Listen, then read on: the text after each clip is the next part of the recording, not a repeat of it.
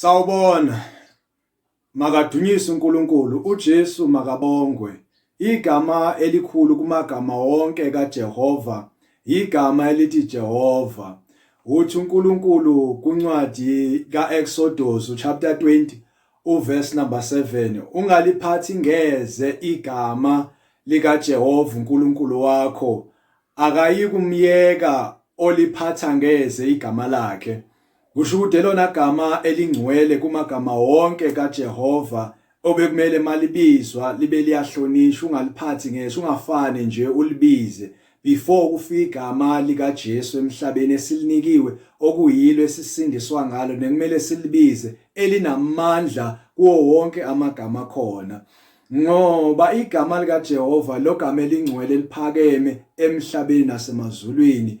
Uma ufunda iBhayibheli ngesiHebhere, igama elithi Jehova libizwa few times, kodwa igama abalisebenzisayo igama elithi Adonai Elohim.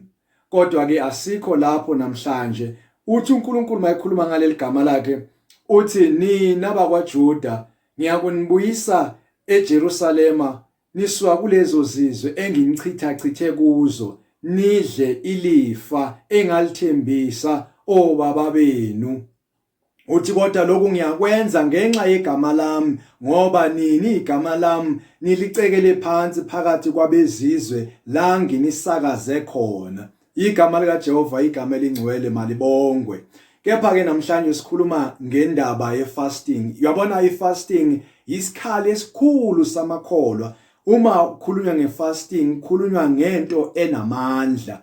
Kepha ke baningi abayiphaphelayo indaba ye-fasting. Ngithi kuwe ungalinge nje uyiphaphele indaba ye-fasting, ngoba baningi esigijima phezulu kwabo njengamanje abenza i-fasting beyenza besenyameni, ngoba indaba ye-fasting indaba yakwamoya, indaba esinika amandla uma wenza i-fasting. Umkhuleko ohamba ne-fasting. Umkhuleko ohamba ne-fasting kusho ukuthini ukukhuleka? Kusho ukuthi mangabe sikhuleka sicrucify inyama yethu ukuze inyama ilalele lokho kukamoya, ngoba sisuke sifuna ukukhula kumoya. Uma wenza i-fasting umzimba wakho uvuka ama-senses, uba nama-senses la okhona khona ukuzwa izwi likaNkulunkulu, khona ukubona izinto obokade ungaziboni. Futhi nanoma ungakholwa vele nje i-fasting imulungela umuntu. uNkulunkulu ingakwenza nendaba ye-fasting, ngoba uma ungadli i-system yakho la ngaphakathi esuswini sakho iba busy, idle konke ukudla okufakwe kuma-reserve, ikline yonke i-system yakho ukuze ube unjenjani uphilile. Emveni kwaloko ngeke ube nezigulo eziningi, ngoba i-system yayiklina, idle ukudla okuhlala kuma-reserve, kugcine i-system yakho seyisebenza kahle. Kepha uma uyenza i-fasting uyenza ngendlela yasenyameni, ingagcina inobungozi, ingagcina ikubulala, ngoba ukungadli kusho ukuthi i-system igcina seyishutha down. Uma ishutha down kuba nzima ukuyibuyisela back ukuthi iphinde futhi isebenze normally. But masifunde ngayo sizozwa kabanzi. But before siyofunda la iqala khona indaba ye-fasting kwincwadi kaEsther chapter number 4, uEsther udeclare i-fasting ukuthi uMordekhai makatshele wonke amaJuda eShushani ukuthi akafaste insuku ezintathu, khona ukuze kule insuku ezintathu athole ifavor yokuvela phambi kwenkosi. Bafasta ke leyo fasting insuku ezintathu, uEsther wayovela phambi kweking. Kulawa kufika khona wathola ifavor kaNkulunkulu. uNkulunkulu waba ngeside labo, waba ngecala labo. Na ke encwadini kaJona uma sizwe saseNiniva, isizwe sakeNiniva into esayenza senze fasting ku chapter number 3, inkosi yakhona ya declare ukuthi makwenziwe ifasting, kungabikho umuntu ophuzako, kungabikho umuntu odla ukudla onambitha utho, inkomo, imvu, konke okuyimfuyo yabo kungaphuzi manzi kungadli. Kwakuyi-dry fasting leyo abayenza, uNkulunkulu wathini? Wabezwa. Ngoba uma senza fasting lo kusho ukuthi uNkulunkulu uyalalela, uNkulunkulu uba attentive, afuna ukwazi ukuthi kwenzekani, yini esicelayo. Asho njengoba washo nakuye uSolomon, athi Solomon, cela noma yini oyicelayo ngiyakwenzela. Okay, masambe ke manje sifunde. Uma sifunda ngokukaLuka uchapter 4 uverse number 2, lifundeka kanje: elingwa nguSathane izinsuku ezingama40, akadlanga lutho kulezo nsuku, seziphelile walamba.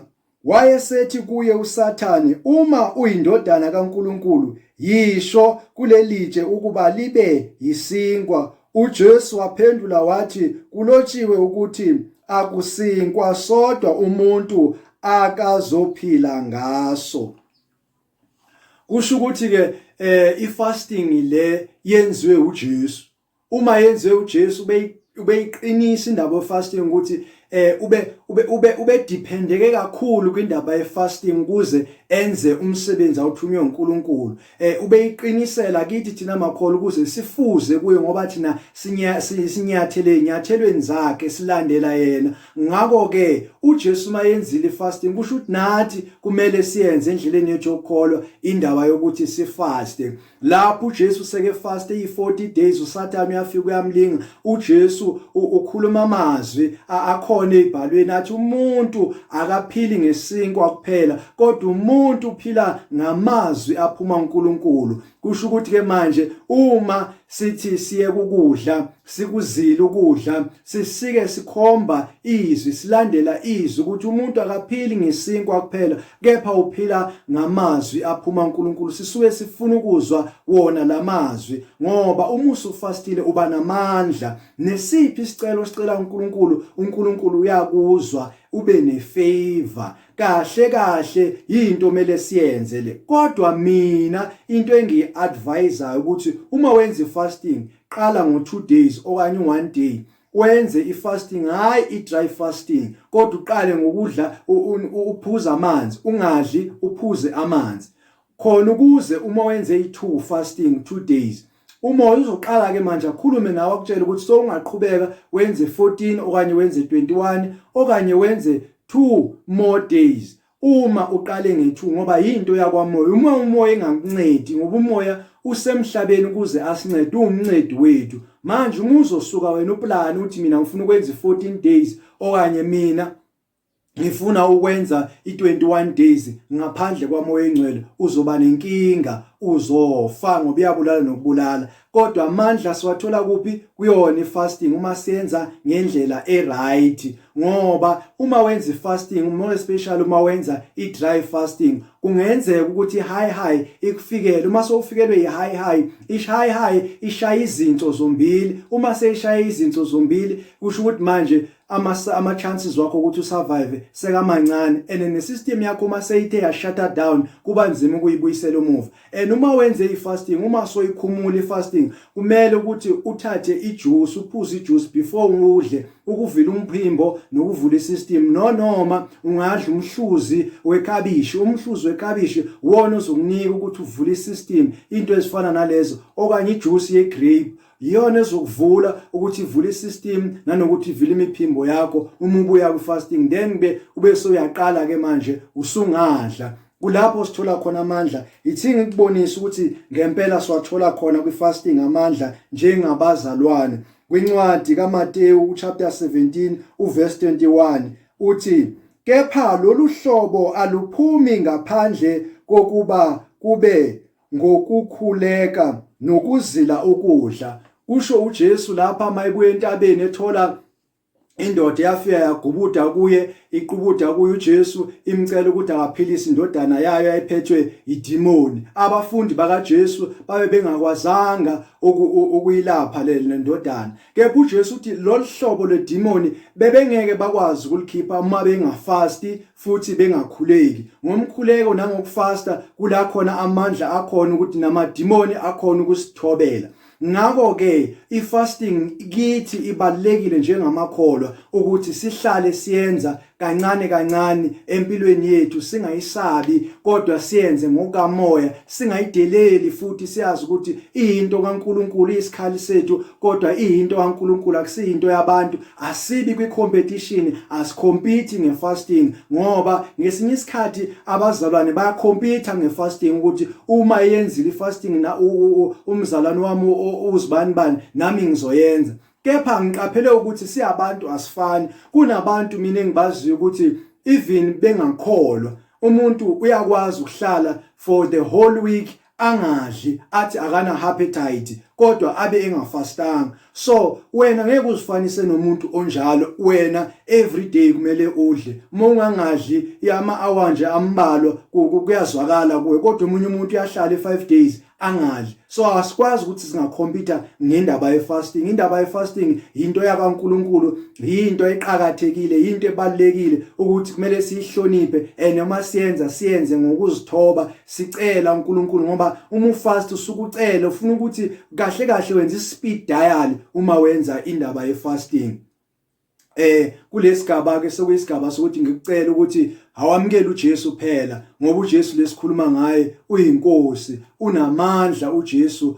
Amandla atholakala ukukhuleka kuye nasekufasteni. Nanoba ungakholwa nje kodwa ukufasta kuyafuneka ukwenze, ufunde kabanzi ngokufasta. Ngicela nje umamukele uJesu, uzobona ushintsho empilweni yakho, zizoguquka izinto empilweni yakho, uzophumelela, izinto zokuhambela kahle futhi nabathakathi ngeke baze bakuthole uma uhamba noJesu. Ngoba uma uhamba noJesu namadimoni ayamkholwa uNkulunkulu, kodwa noma emkholwa uNkulunkulu axoshwe ezulwini. Kodwa wena uma ukholwa uNkulunkulu kusho ukuthi namadimoni ayakusaba ngoba ayamsaba uNkulunkulu wakho ongakuko kuvikele. Ngoba iBhayibheli liyasho ukuthi